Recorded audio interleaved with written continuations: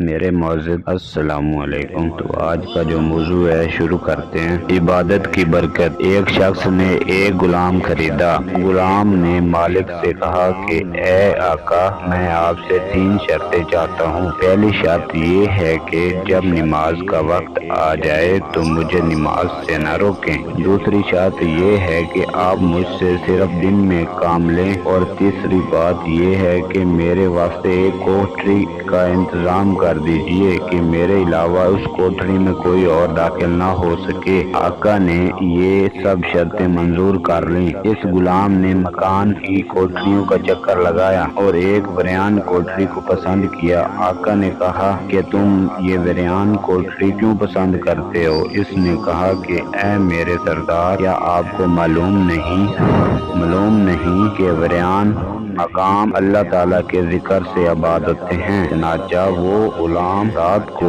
اس کوٹری میں رہنے لگا۔ اس کے آقا نے ایک رات شراب اور ناچ گانے کا انتظام کیا تو سب دوستوں کو اکٹھا کیا۔ جب آدھی رات ہوئی تو اس کے دوست چلے گئے۔ مالک مکان اٹھا اور گھر کا پورا چکر لگایا۔ جب غلام کے کمرے کی طرف پہنچا تو کیا دیکھتا ہے کہ اس میں نور کی ایک قندیل ہے، اور وہ غلام سجدے میں اپنے پروردگار سے دعا کر رہا ہے اور کہہ رہا ہے کہ اے میرے محبوب، تو نے دن میں مالک کی خدمت کروائی اور میرے ذمہ واجب کر دی تھی۔ اگر میرے ذمہ یہ خدمت نہ ہوتی تو رات دن صرف تیری ہی عبادت کرتا۔ اے میرے پروردگار، جب صبح ہوئی تو منظر کا نظارہ کرتا رہا۔ مالک سورج طلوع ہوا تو صبح تک اس منظر کو دیکھتا رہا۔ اس کے بعد وہ قندیل آسمان پر چلی گئی اور چھت بند ہو گئی۔ مالک نے اپنے بیوی سے یہ بیان کیا۔ جب دوسری رات آئی تو مالک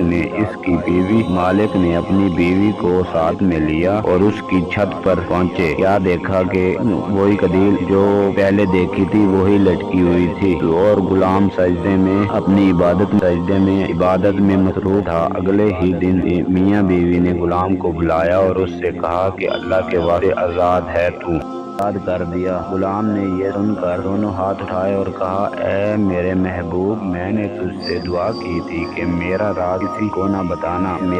اب یہ میرا حال جو ہے نا ظاہر ہو گیا، چنانچہ مجھے اس دنیا فانی سے آزاد کر دے اور اپنے پاس بلا لے۔ چنانچہ اللہ تعالیٰ نے اس کی دعا قبول فرمائی اور وہ اس کو اپنے پاس بلا لیا۔ یہ ہے جی آج کا جو موضوع تھا۔